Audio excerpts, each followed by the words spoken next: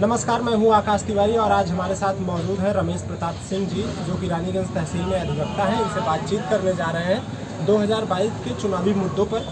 उस पर बातचीत करेंगे कि लोगों का रुझान किस तरफ है और लोग चुनाव को किस तरह से देख रहे हैं। तो नमस्कार। नमस्कार भैया, आप हमें ये धन्यवाद बताइए आपको रमेश जी जी कि अभी आगे 2022 का चुनाव है जी। और इसमें जितनी भी पार्टियां हैं सभी सामने आ रही हैं और अलग अलग प्रत्याशी सामने आ रहे हैं जी। तो आपको क्या लगता है कि जो आम जनता है उनके रुझान किस तरफ है और किस तरह का माहौल रानीगंज में 250 विधानसभा में इस समय का है? चुनाव तो भैया जैसे हर पंचवर्षीय योजना आता ही रहता है जी। और उस पर गवर्नमेंट अपनी तैयारी कर ही रही है। पार्टियां ये है कि कौन किसको लेके आती है, ये रानीगंज विधानसभा में ये निर्णय लेता है कि बाद में क्या होगा। अभी तो किसी का टिकट क्लियर है नहीं, कौन सी पार्टी कौन किसको टिकट दे रही है, इस पे जनता का रुझान आता है। तो जैसे रानीगंज की जो जनता है जी। वो किस तरह के पार्टी, जैसे युवा जो होते हैं युवा नेता, उनकी तरफ उनका रुझान ज़्यादातर रहता है या फिर जो पहले से दिग्गज नेता हैं उनके साथ उनका ज़्यादा रुझान रहता है?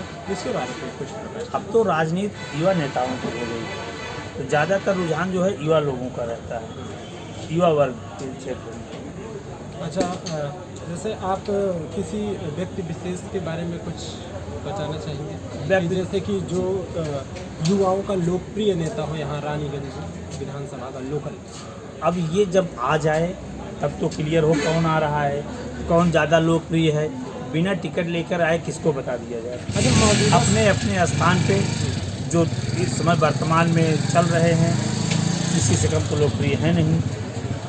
अच्छा, वर्तमान में जो किसान हैं, किसानों की समस्या क्या है, मूलभूत उनकी जो मेन समस्या क्या है, उस पर थोड़ा बताइए। किसानों की मेन समस्या भैया जैसे अब तो काफ़ी कम हो गया, सबसे बड़ी समस्या थी जानवर से, लेकिन फिर भी बहुत सारी समस्याएं इससे कम हो गई हैं। लोग जागरूक हो गए, जागरूक ना होने की वजह से छोड़ देते थे, तो उसका अब तो जब बन गया तो गौशाला काफ़ी जानवर वहाँ चले गए, इससे राहत हुई। सबसे बड़ी समस्याएं हैं जैसे कहीं कहीं अभी बचा हुआ है संसाधन में, जैसे कहीं अगर बना हुआ है पेट्रोल पंप, मतलब वो सॉरी ये जल निगम से, तो वहाँ नाली नहीं है, लोगों की सिंचाई की असुविधा है। इसके बाद ज़्यादातर जो तहसील स्तर पे विवाद आ रहा है भैया, थोड़े थोड़े के लिए मेड़ हमारा वो काट लिए, ये काट लिए, यही सारा विवाद आ रहा है। तहसील स्तर पे विवाद अभी ज़्यादा है। ज़्यादातर तहसील में राजस्व के विवाद ज़्यादा हैं जी। और ज़मीन से जुड़ी हुई विवाद ज़्यादा है। इनके निस्तारण में क्या लगता है आपको? जैसे आप तो तहसील से जुड़े हुए हैं, आप जी। पेशे से अधिवक्ता भी हैं जी। तो क्या इनके जो निस्तारण होते हैं उनमें समय लगता है या समय पर निस्तारण हो जाता है? अधिकारियों की इसमें क्या रुझान रहते हैं? समय पे निस्तारण कुछ ही हो पाता है, बाकी के मामलों में ज़्यादातर समय लगता है।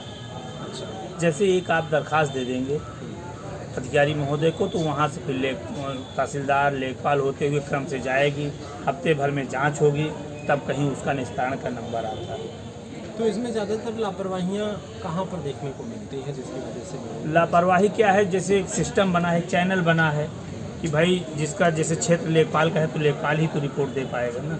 अब ये है कि यहाँ हमारे यहाँ हमें जो लगा है कि स्टाफ कम है लेखपालों का, इसलिए समस्या एक लेखपाल के पास इतना हल्का हो गया है कि वो कौन सा देखे, इस वजह से ज़्यादा दिक्कत है। ठीक है, बहुत बहुत धन्यवाद आपको समय देने के लिए।